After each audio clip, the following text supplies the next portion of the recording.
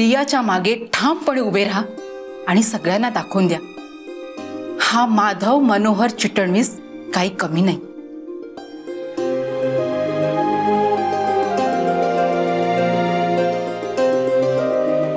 हो, म्हणजे मलाही वाटेल मी ज्याच्याबरोबर पळून आले होते, ज्याच्यासाठी मी माझ्या जन्मदात्या आई वडिलांना सोडून आले, तो खरा मर्द मराठा. सॉरी, तो खरा मर्द मराठी आहे.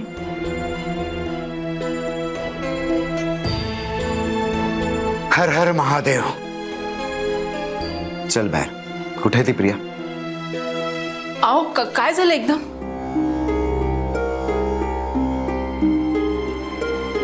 एक सामान्य आयुष्य जगणाऱ्या मराठी मध्यमवर्गीय माणसाला डिवचलेस तू कालिंदी. आता बघच मी काय करतो ते.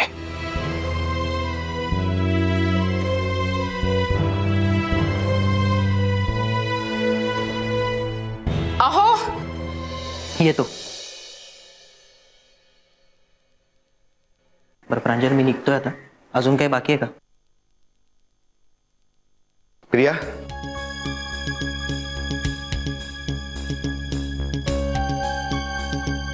माझी बायको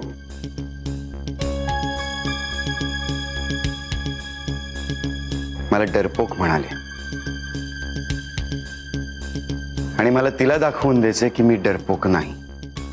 तुला जितके दिवस हवंय तितके दिवस तू या घरात राहू शकतेस.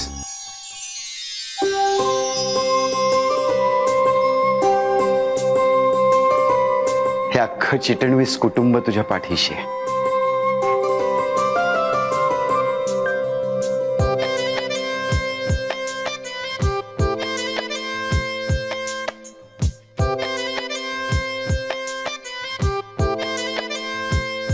आमचा तुला पूर्ण पाठिंबा आहे, कारण तुला भैरवपासून वेगळं व्हायचंय म्हणून. उद्या समजा तुला त्याच्या बरोबर जावं असं वाटलं तर आम्ही कोणीही तुला काही विचारणार नाही किंवा काही बोलणारही नाही, कारण तो निर्णय सर्वस्वी तुझा असेल. पण एक गोष्ट लक्षात ठेव प्रिया, तुझ्या त्या निर्णयामुळे जर का या घरावर काहीही बालंट आलं तर मात्र आम्ही सगळे तुझ्या विरोधात जाऊ.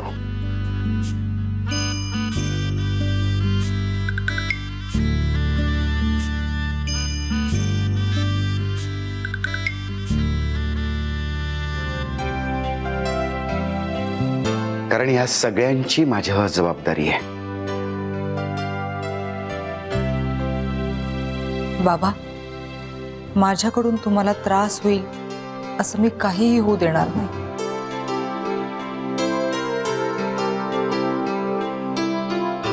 या घरात आल्यापासून मला इथे फक्त प्रेमच दिसतंय आणि ते असंच कायम राहावं अशी माझी मनापासून इच्छा आहे. पण देवाला मी एक जाब नक्की विचारणार आहे.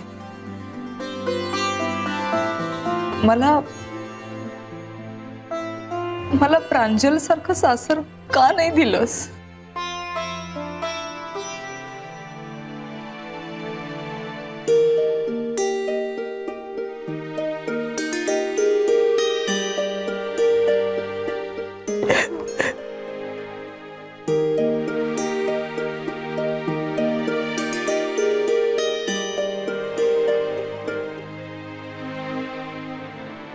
प्रिया,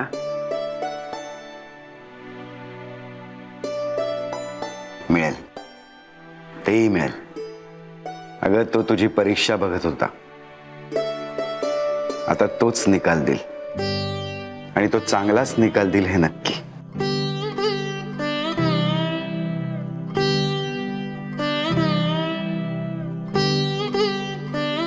काय नमस्कार काय करत बसलेस? तुला जायचे ना प्रधानांकडे? हो.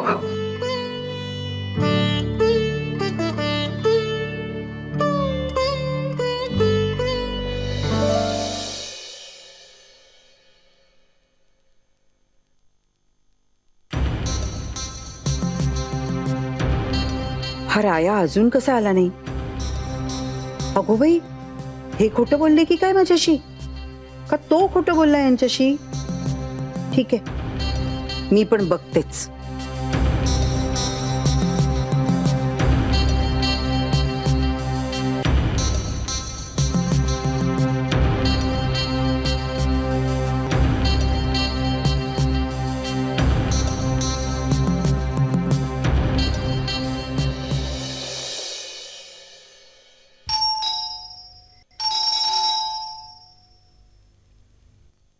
पांडू, पांडू, बाई बाई बाई बाई, हा पांडू नेमका कुठे गेला? पांडू. जी बाईसाहेब. अरे बाहेर कुणीतरी बेल वाजवते, मला एवढी भीती वाटते ना. कदाचित भैरवच आला असेल. अरे मगाशी तो भैरव आला होता ना, तेव्हा तो मला धमकी देऊन गेला की प्रियाचा पत्ता सांगितला नाही तर जीव घेईन माझा. बाई गे, मला तर एवढी भीती वाटते ना. तू एक काम कर, तू जाऊन आधी रायाला फोन कर जा. जी. त्याला बोलावून घे. होय. आता परत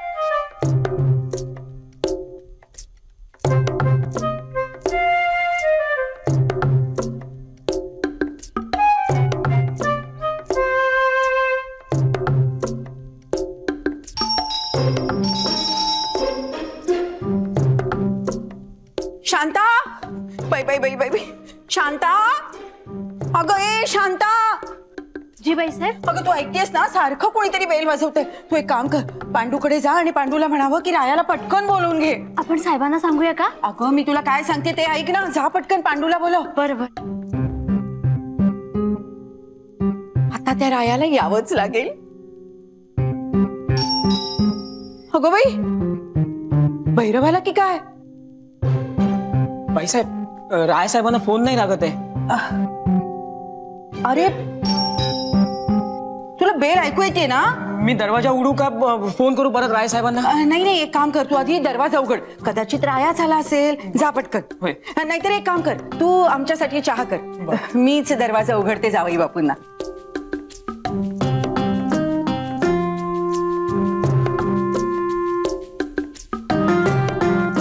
आला किती राया.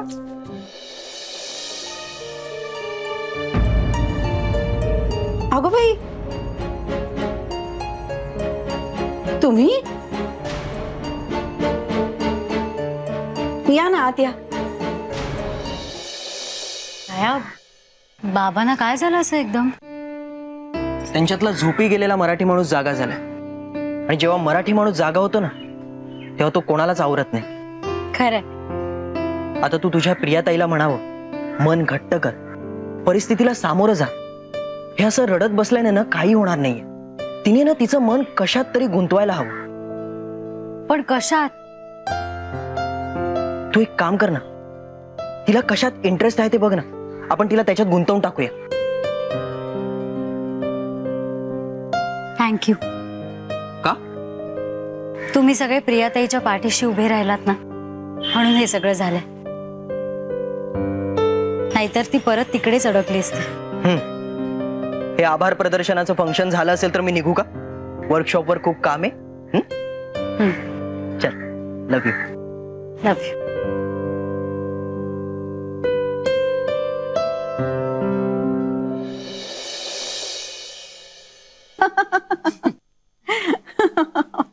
अच्छा, म्हणजे मला सांभाळायला रायानी तुम्हाला पाठवलंय का?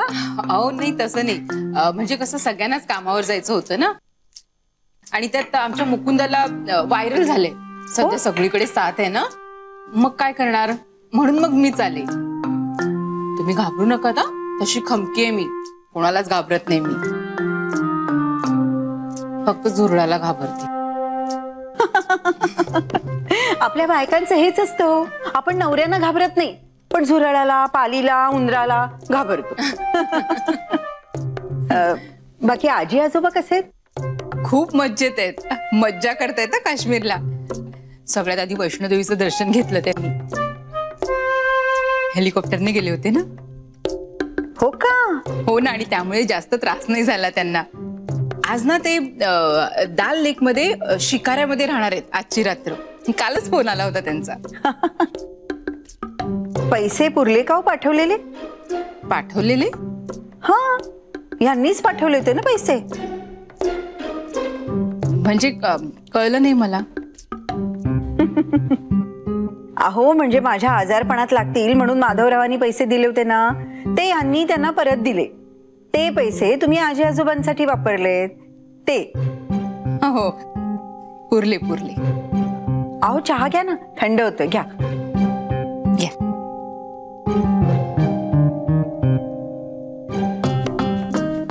प्रिया यांच्या घरी आहे हे कन्फर्म कसं करता येईल? तो भैरव सांगणार आहे, पण त्याची वाट बघण्यापेक्षा आपण आपल्या मनाची खात्री केलेली बरी. त्याकरता यांच्या घरी जावं लागणार. पण कसं, काय कारण काढू बाई? हा बाई बाई बाई, किती हुशार आहे मी. अगं बाई, बरं झालं आठवलं. हल्ली ना मला सगळ्या गोष्टी उशिराच आठवायला लागल्यात बाई. काय हो? काय हो, तुम्ही आमच्या प्रांजलची मंगळागौर नाही केलीत? का नाही केलीत? नाही म्हणजे काही प्रॉब्लेम आहे का घरात? छे हो, घरात काहीच प्रॉब्लेम नाही. तुमचीच तब्येत बरी नव्हती ना, म्हणून मग आम्ही विचार केला की आता नको. अहो पण आता चांगली व्यवस्थित बरी आहे मी. तर मग ठरलं, उद्या तुमच्याकडे मंगळागौर करूया. म्हणजे एका दिवसात कशी सगळी तयारी करणार हो? कसं आहे, मंगळागौरीला जर का जास्त बायका आल्या तरच खरी मजा असते नाही का? आणि एका दिवसात हे सगळं अवघड आहे हो. बरं बरं, मग पूजा करूया. मी येते ना सकाळपासून. आणि पूजा आहे म्हणल्यावर काय, हे सुद्धा येते. अहो एका दिवसात पूजेची कशी तयारी करणार? म्हणजे गुरुजींना मुहूर्ताचं विचारायला हवं ना. हे पहा, काही करा पण पूजा कराच. नाही म्हणजे प्रांजलच्या सुखासाठी, तिच्या सौभाग्यासाठी एवढं तरी केलंच पाहिजे ना तुम्हाला. आणि तुम्ही काही काळजी करू नका कालिंदीताई, मी बरोबर सकाळी 7 वाजता पोहोचते. उद्या सकाळी आमच्या घरी पूजा? का हो, हेही अवघड वाटते का तुम्हाला? नाही म्हणजे कुणी पाहुणी वगैरे आलीये का, की जिला मी भेटू नये अशी? आलीये का?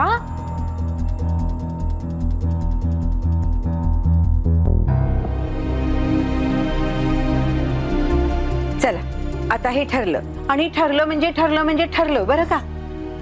मी यांना विचारून सांगते ना तुम्हाला. हो का? अहो मग आत्ताच फोन करा ना, लगेच फोन करून विचारा माधवरावांना. ते नाही म्हणू शकणार नाही. नाही म्हणजे पूजेला कधी कुणी नाही म्हणतं का? एक काम करते, मीच फोन लावून देते.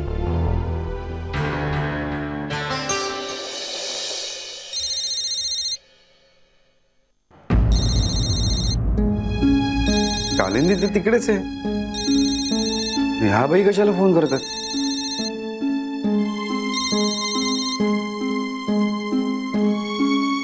नमस्कार. नमस्कार, कसे आहात माधवराव? मी ठीक आहे, तुम्ही कशा आहात? म्हणजे तुमची तब्येत कशी आहे? बरी आहे. नाही म्हणजे तुम्ही सगळे आहात म्हणून माझं चाललंय हो, नाहीतर माझं काही खरं नव्हतं. अहो तसं काही नाही हो. असं कसं? अहो आमचा तो थोरला जावई भैरव सारखा इथे येऊन आम्हाला त्रास देतो. आणि तुमच्यापैकी कुणाला ना कुणाला तरी इथे येऊन माझ्या सोबत बसावं लागतं. आता बघा ना, कालिंदीताई घरातलं सगळं काम टाकून इथे आलेत माझ्यासाठीच ना. फार फार मी आभारी हो तुम्हा सगळ्यांची. हे एवढं सांगण्यासाठी फोन केला? मोठेपणा आहे हा तुमचा. अहो मोठेपणा कसला त्यात? काय आहे माधवराव, केलेल्या उपकाराचे ना लगेच आभार मानावेत असं मला वाटतं. आणि केलेले उपकार लक्षातही ठेवावेत असंही वाटतं.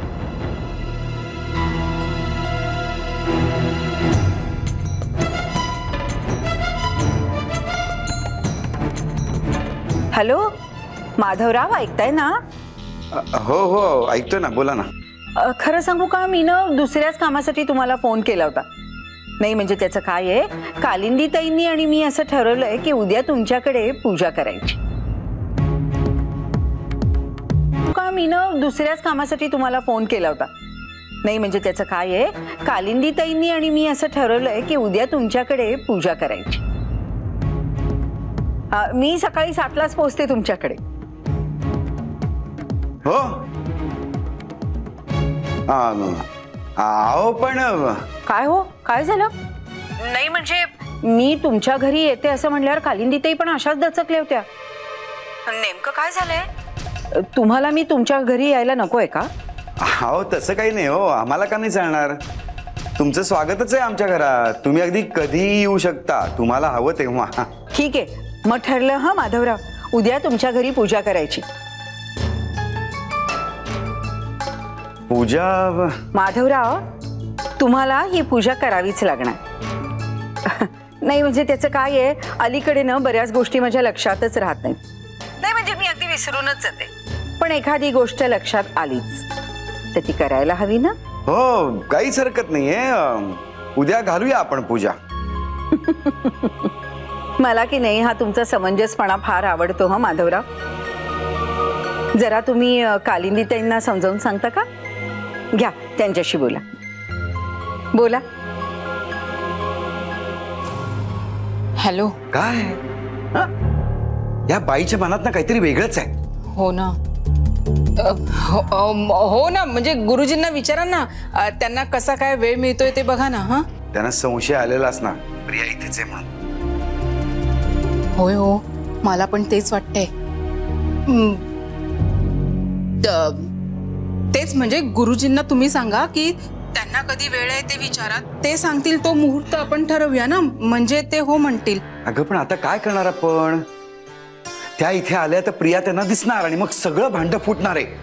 नाही हो, नाही. नाही कसं? कुठे ठेवायचं प्रियाला त्या पूजेच्या वेळेस? मी घरी आल्यावर आपण ठरवूया ना. प्रसादाचं मी घरी आल्यावर ठरवूया. हा, कॉट खाली लपूया तिला. अहो कसं कशाला? म्हणजे आपण हे बघा, साधा नको, त्यापेक्षा ना आपण बदामाचा शिरा करूया. हा, बदामाचा शिरा. आता ना डबल टेन्शन आलंय मला. एकीकडे भैरव, दुसरीकडे ह्या. हो ना हो, डबल पुण्य मिळणार ना आता आपल्याला. कसलं आलंय पुण्य? इथे टेन्शन आलंय मला. हो, पुन्हा तेच मी सांगते ना, नका ना टेन्शन घेऊ तुम्ही. कसलं टेन्शन? मुकुंदा आजारी आहे ना, मुकुंदा. अहो तो होणार उद्यापर्यंत ना, मुकुंद नक्की बरा होणार. भाऊजींनी गोळ्या दिलेत ना त्याला. हा, तुम्ही नका टेन्शन घेऊ. हा, मी आले ना की मग आपण सगळं ठरवू ना पुढचं. हा, सगळे आहेत ना घरी? हो आहेत, आणि सगळ्यांना मी स्ट्रिक्ट ऑर्डरच देतो इथेच थांबा म्हणून. बरं बरं, चला आता मी फोन ठेवते. हा,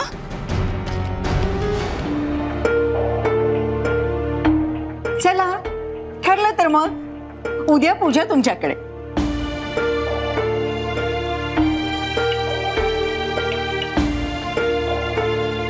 अशीच्या अशी नक्षी आता इकडे करायची. सेम अशीच? कॉलेजमध्ये कधी कॉपी केली नसेल ना तू? नाही, तशी वेळच नाही आली कधी. हा, तू कॉलेजला गेली नाहीस ना. काका तसं नाही. हे बघ काय करायचं, हा पीस आहे ना, हा असं इथे ठेवायचा, पेन्सिलीने या असं मार्क करायचं आणि त्याला कापायचं. सोपं आहे. हे एवढं सोपं आहे? मग काय, सोपंच असतं ते. आम्ही दरवर्षी करतो ना. म्हणजे दरवर्षी गणपतीची आरास तुम्ही घरीच बनवता? हो अर्थात. आपला लाडका पाहुणा वर्षातून एकदा घरी येतो, मग त्याची बडदास्त नको राखायला. खूप मजा येते सगळं करायला. खूप इंटरेस्टिंग आहे ना हे सगळं. खरं तर मलाही करायला आवडलं असतं. तिथे काय बसलीस? इथे बस आणि ये आणि काम कर. नक्की? ऑफकोर्स, ये.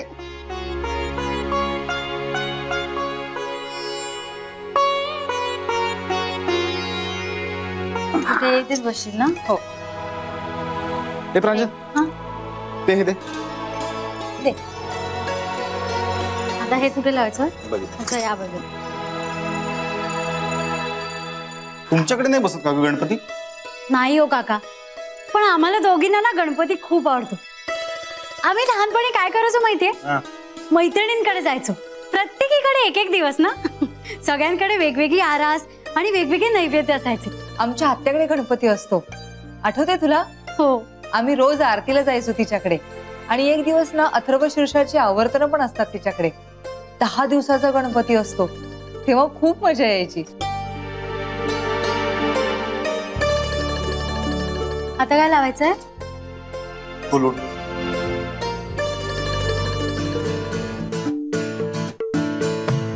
इथे किती दिवसाचा गणपती असतो? 1.5 दिवसांचा.